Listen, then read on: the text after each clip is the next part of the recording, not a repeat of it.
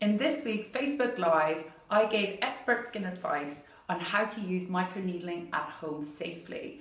I went through the special cleanse, feathering technique, and ways that you can actually avoid causing too much irritation with your skin, especially if you're already prone to having pigmentation and you've got a darker skin type.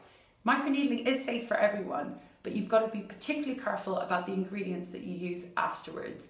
If you haven't already thought about it, then the skincare that has vitamin A in it is the proven active ingredient that you can incorporate very easily. When I'm doing my microneedling, I like to use a brand of product called Cosmetics. It's made in the US and the serums are all encapsulated, so the actual activity of your vitamin A is far better and more likely to improve the lines and any issues that you have with pigmentation.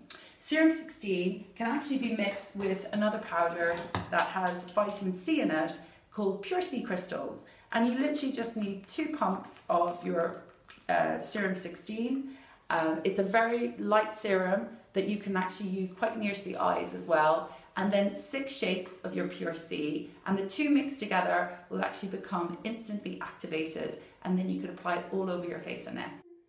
If you're interested in finding out more about how you can do effective at-home skin treatments and actually change your skin for the better in 2018, then please join our 28-day Skin Kit Challenge by visiting Cosmetics UK.